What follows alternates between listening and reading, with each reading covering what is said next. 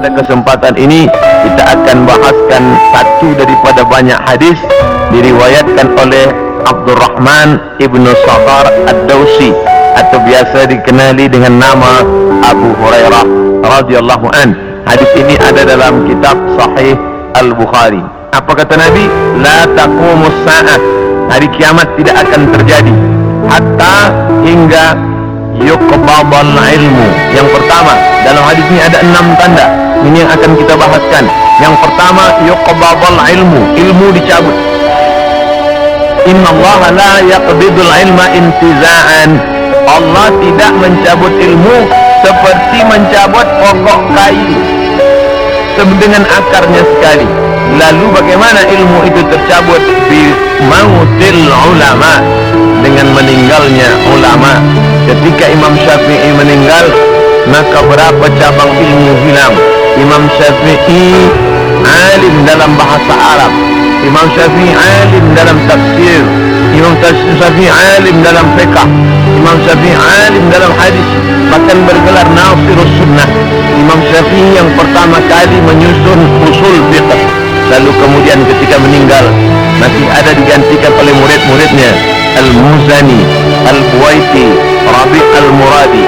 Tapi kemudian makin ke bawah maka hilanglah ilmu, maka yang muncul orang jahil yang kemudian dianggap sebagai orang berilmu. Wal'iyadzubillah, na'udzubillah. Maka saya pribadi tak pernah berkata menurut paham saya, menurut pendapat saya, karena saya takut tergolong dalam orang yang disebut Nabi al-juhala, orang jahil tapi seperti berilmu.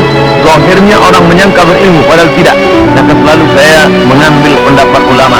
Menurut pendapat Imam Syafi'i, menurut pendapat Imam An-Nawawi, menurut pendapat Ibnu Hajar Al-Asqalani, menurut Imam Az-Zahabi, menurut Imam Jalaluddin Abdul Rahman As-Suyuti, untuk menyelamatkan diri daripada juhala.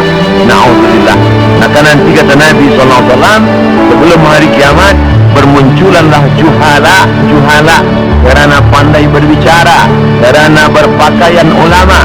Al-juhala yalbisuna libasal ulama, orang jahil tapi memakai pakaian ulama, pandai berbicara, lalu orang menyangka dia alim padahal dia tak lebih daripada orang dhalla wa adalla, sesat dan menyesatkan. Sebenarnya kiamatnya sudah terjadi pada isinya, tapi alamnya belum kiamat besar. Maka kata ucapan Nabi SAW dalam suatu hadis, idza wusidal amru ila ghairi ahlihi, bila diberikan suatu perkara bukan kepada ahlinya, bukan kepada orang yang paham, fantaziris sa'ah, maka tunggulah kiamat. Makna kiamat itu bukan kiamat alam semesta, tapi kiamat isinya. Bila pembinaan masjid ini diberikan kepada orang yang tidak pakar, tidak memiliki kepakaran pada bidang itu, fantazir saat, maka tunggulah saat kiamat, hari kiamat. Mana kiamat di situ bukanlah kiamat alamnya, tapi isinya sudah kiamat. Begitu juga dengan ucapan Nabi tentang masalah idza waqa'a ala ahadikumul qiyamah, bila terjadi kiamat pada salah seorang kamu, wa fi yadihi fasilah, di tangannya ada anak korma, fal yaghrisha, tanamlah, karena dia akan menanam itu lalu kemudian dia mati. Bagaimana mungkin kiamat terjadi pada satu orang? Maka makna kiamat dalam hadis ini alamnya tidak kiamat, tapi orang itu mengalami kiamat, maknanya mati dia. Na'udzubillah. Oleh sebab itu maka bahwa kiamat sudah terjadi pada isinya, ya, karena banyaknya orang jahil. Oleh sebab itu alhamdulillah kita di Malaysia masih ada para ulama, masih ada para mufti, masih ada para habaib.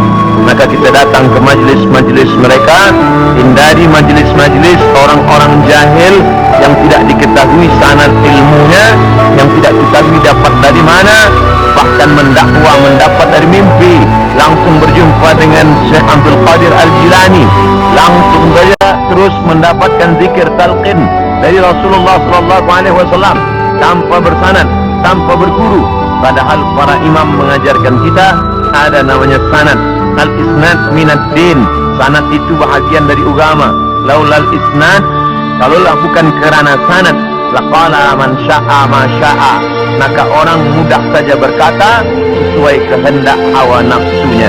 Begitu kata Imam Abdullah ibn al-Mubarak, salah seorang ulama hadis yang amat sangat tinggi ilmunya. Maka Imam Bukhari bersanad sampai ke Nabi Muhammad sallallahu alaihi wasallam. Imam Bukhari mendapatkan hadis itu dari gurunya, namanya Abdullah ibn Maslamah. Abdullah ibn Maslamah mendapatkan dari gurunya, namanya Malik bin Anas. Malik bin Anas mendapatkan dari gurunya, namanya Abu Sinan. Abu Sinan mendapatkan dari gurunya, namanya Al-A'raj. Al-A'raj mendapatkan dari gurunya, namanya Abu Hurairah.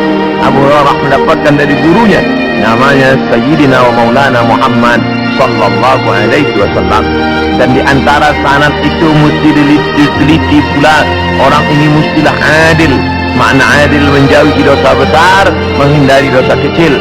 Lawan daripada kata adil adalah fasik. Wallahu la yahdil qaumal fasiqin. Allah tak berikan hidayah kepada orang yang fasik. Adapun orang yang adil tapi dia tidak dhabit, tidak kuat ingatannya, maka dia juga tidak layak diambil ilmu daripadanya. Oleh sebab itu apa kata Imam Malik bin Anas, guru Imam Syafi'i? Makamnya di Baqi di samping Masjid Nabawi, meninggal tahun 179 Hijrah. Aku berjumpa dengan 70 orang di dalam masjid ini, maksudnya Masjid Nabawi di Madinah. Andai aku minta satu di antara mereka berdoa, maka turun hujan saking makbulnya doa mereka. Tapi tidak aku ambil hadis satu pun dari ke-70 orang itu. 70 orang zuhud, ahli ibadah, abid,